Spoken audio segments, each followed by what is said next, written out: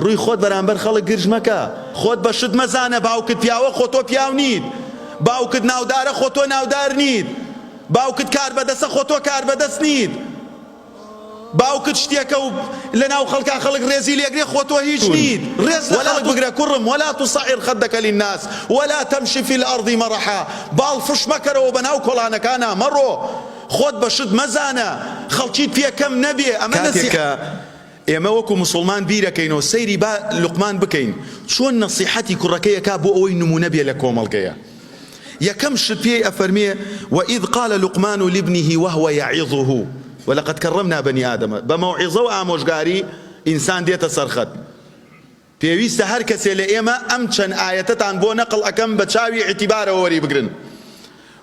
ئەفەرمێ لوقمان بە کوڕەکەی وت بە ئامۆژگاری فەرمووی یا بونەیە لا تشرك بالله. ئەی کوڕەکەم هاوڵ بۆ پەروەردگار دامەنە، چووکەم ئەگەر چوویتە ئەو ئیشەوە ئیتر شخصیت لەدەست ئەدەی. بۆیە یەکەم نەسیحەتی لوقمان سەلامی خوای لەسەر بێ بە کوڕەکەی ئەفەرمێ کوڕم لا تشرك بالله إن الشرك لظلم عظيم. هاوڵدانان بۆ پەروەردگار زۆر گەورەیە و پەروەردگاریش ئێمە ئەبێ ئەوە بزانین کاتێکە ئەفەرمێ إن الشرك لظلم عظيم ئەفەرمێ يا عبادي إني حرمت الظلم على نفسي وجعلته بينكم محرما فلا تظالموا. ئەی بەندەکانم من زوڵمم لەسەر نەفسی خۆم حرام کردووە، ئێوەش لەسەر زەویا زوڵم لە یەکتری مەکەن. هۆکاری ئەم هەموو زوڵم مستەمەی کە لەسەر زەویا هەیە هۆکاری ئەوەیە ئەم مناڵە هەر لە مناڵێەوە بە گەورابێ بە بێتەربێتی گەورابێ کە عجوبی بۆ خوا نەزانی، وەکو چۆن پێغەمەریش عليه الصلاة والسلام لە فەرمودەیەکی صحیحە لە دوعاکانی ئەفەرمێ ولا تسلط علينا بذنوبنا من لا يخافك فينا ولا يرحمنا. ئەی پەروەردگار کەسێک زاڵ نەکەی بەسەرما کە ترسی تۆ بەرامبەر من لە دڵیانیە. والله من ترسی الله بەرامبەر ئێوە لە هەموو ڕێکەوە لە دڵمایە بەرامبەرتان. سیر کاتەکەم کاتان بەسەرا درێژ نەکەمەوە، سیر ئەوە کە مەڵێم هەنی ئاەت و حەدیث حازر کەم ئیسفادەیەکی لێ بکە. تێگەی بەجددی ینی هەموو کاتێ ئینسان ئەبێ ئاوا بێ. کاتێک کە ئیشێکە کەوێتە لات ئەڵێ وڵا فڵانە کەس لە دائیرەکە ئیشەکە جۆ کاکە خەسفە لەسەرت ئیشەکە ئاوا بکەی، کاکە تۆ پاداشتی لەسەر وەرئەگری. ئەی ئەو هەموو ڕێز و شکۆیە سەیرەکەی کابرایەک لە دائیرەیەکایە کە تەقاوتەکرێ 6 ساڵ تەمەنی تەواو ئەکا چەندە بە ڕێزەوە خەڵکی شارەکە سەیری ئەکەن. بەجددی بووەتە ڕەمزێک، ڕەمزی دەستپاکی، ڕەمزی داوێن پاکی، ڕەمزی نەخواردنی پارەی خەڵک بە ناحەق. زۆر موهیمە کاتێک کە تۆ ئیشێک ئەەکەی ئەگەر ڕەبتت عیلاقەت لەگەڵ ڕەب العالەمین هەبوو ئەو کاتە جەنابت لەوە پارێزراوی بچی زوڵم لە یەکێ بکەیت و ترسی ئەڵڵا لە دڵتانە بێ بەرامبەر خەڵکێک. بۆیە زۆر گرنگە جاروا هەیە تۆ ئیش دەکەوێتە لای یەکێ کابرا ئەسڵەن عجوب بۆ خوادانانە، ئیتر تۆ ڕیشت سپیە وەستاوی نەوەستاوی هەروە ئەزانێ دوو لە ڕووی جەنابتان مانگایەک ڕابگرێ لەوێ ڕێزی لێگرێ لە کاکە بچنەنێ کاوجۆ بکەنە بەری، بەڵام تۆ بە سەعات ڕائەگرێ حیساب شت بۆ ناکە. ئەوە هۆکاری چییە؟ هۆکاری ئەوەیە ترسی ڕەب العالەمین لە دڵیانیە. بۆیە لقمانش أفرمي يا بني لا تشرك بالله إن الشرك لظلم عظيم. إنسان كأمستمي لنفسي خوي كرد يتركي شيء أو يستملكي أكا لا يجي تر لآيات كان أفرمي يا بني إن تك مثقال حبة من خردل فتكن في صخرة أو في السماوات أو في الأرض يأتي بها الله.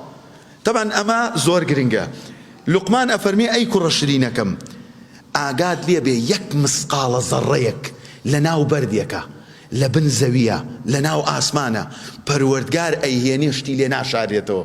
چەند خۆشە خۆشەویستی و ترس و مراقەبەتی ئەڵڵا لەسەر کوڕەکەتە. نەک بڵێ وەڵا ئەوە کوڕێکم داناوەتە دیارتەوە لە زانکۆوە ئەکەی، فڵانە کەسم داناوەتە دیارتەوە لە فڵانە دوکانە نێرگەلت کێشە. بە ئەڵڵا بیترسێنە، لە مناڵیەوە دەستی بگرە، فێری مراقەبەتی ڕەب العالەمینی بکە. پێی ئەفەرمێ کوڕە شرینەکەم وا نەزانی شتێکە خەیتە ژێر زەویەوە ئەڵڵا نایناسێتەوە، لە ناو ئاسمانایە نایناسێتەوە. پەروەردگار زۆر بە لوتف و نەرمونیانە، هەموویت بۆ کۆکاتەوە لە ڕۆژی قیامەتە. یەکەم شت تەوحید، دووەم شت نەشاردنەوەی ئەسرارەکان لە بەرامبەر پەروەردگار سوبحانە وتعالە. اینجا ئەفەرمێ یا بونەیە ئەقیمی الصەلاتە، کوڕەکەم نوێژ بکە. لە دوای تەوحید یەکەم پایە ئیسلام بریتیە لە نوێژ. وەأمر بالمەعروف، ئەمر بە چاکە بکە.